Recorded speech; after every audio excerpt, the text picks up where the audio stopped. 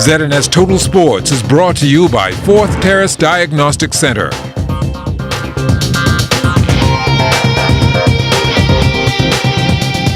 Welcome to sports, everybody. More medal opportunities in the pool last night for Team Bahamas at the Central American and Caribbean Games in Colombia. Kelsey Johnson tells us who was able to cash in on some hardware. With 3 Bahamians competing in 2 A finals and 1 in a B, the odds of the Bahamas capturing another 3 medals improved. Up first on Monday night were Laura Molly and Aubrey Higgs. The two stood on the 3rd and 6th blocks respectively. Molly would come off the final turn in 3rd, but Higgs' kick to finish propelled her into 3rd.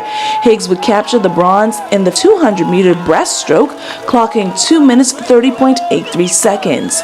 Molly stopped the clock at 2 minutes 31.02 seconds for 4th. Capturing her 4th medal of the Games was Evans, who had a 32.51 second split in the final 50 meters of the 400 meters IM, an event she hasn't swam in for a very long time. Evans' overall time was recorded at 4 minutes 50.38 seconds. She finished 2nd behind Elena Romano of Puerto Rico, who won the gold in 4 minutes 46.31 seconds. Isaac Bastian was in the B final of the 50-meter breaststroke. 29.60 seconds was his time, and that placed him 6th overall. The 2 medals won adds to Team Bahamas' count, placing the 242 in 10th place overall. 2 gold, 2 silver, and 1 bronze for a total of 5 medals.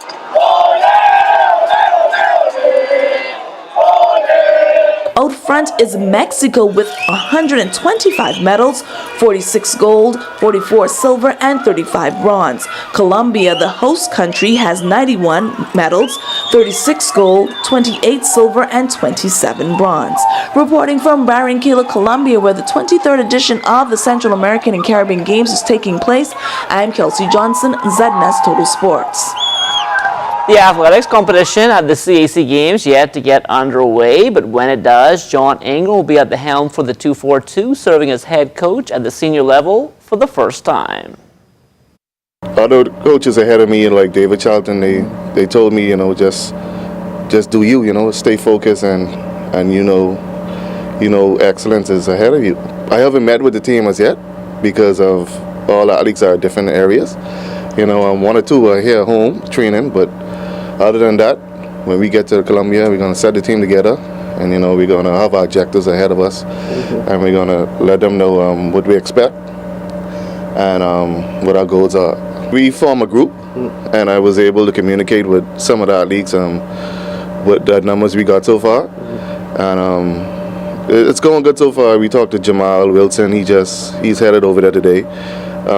Stephen Newbold and Ken Mullins just went depart yesterday morning, and so it's going good so far, the communication. Now, Coach Ingram also took time out to dispel rumors circulating on social media yesterday, which implicated Stephen Dirty Newbold as one of the culprits in the John Bull robbery in Grand Bahama. Stephen Newbold left 6 in the morning to go to Panama. Right now he's in Panama heading to Colombia, so he's not a part of that incident.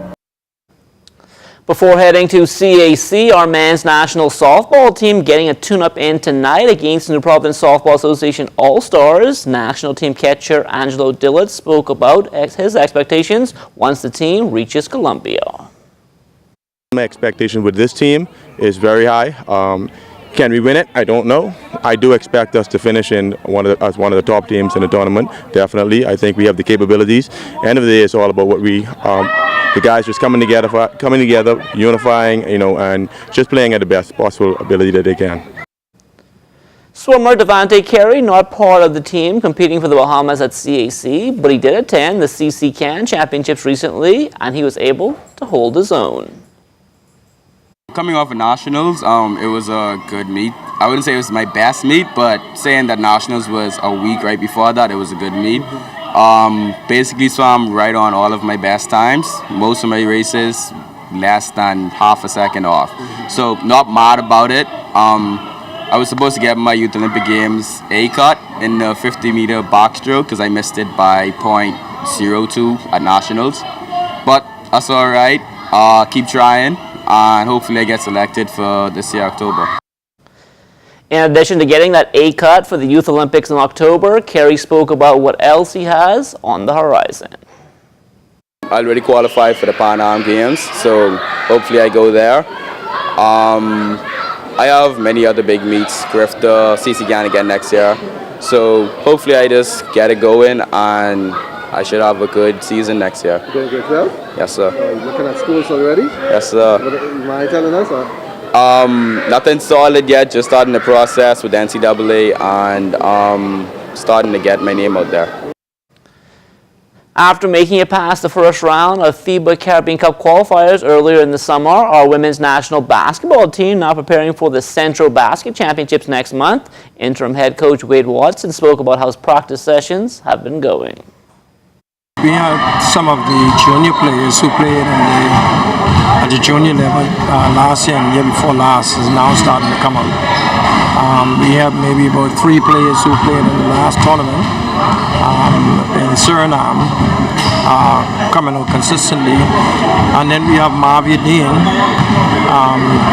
She has made a full commitment to the team, so she hasn't missed a practice since.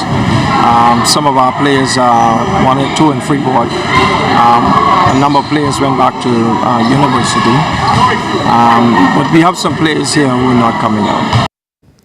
The brackets have been released for the 2018 Bad Boy Motors Battle for Atlantis Men's College Basketball Tournament scheduled for November 21st to the 23rd at the Imperial Arena. The Florida Gators will open up against the Oklahoma Sooners. They are in the same half as the Wisconsin Badgers and the Stanford Cardinal. The matchups on the other side include the Butler Bulldogs up against the Dayton Flyers and the Virginia Cavaliers taking on Middle Tennessee State. It's an impressive field that includes 8 top-tier NCAA Division I teams that have combined for 21 Final Four appearances and 4 national championships, including the 2014 Battle for Atlantis champion Wisconsin. The 12-game tournament, which is now into its 8th year, is known to be one of the most challenging early season tournaments, and each game will be televised live on the ESPN family of networks.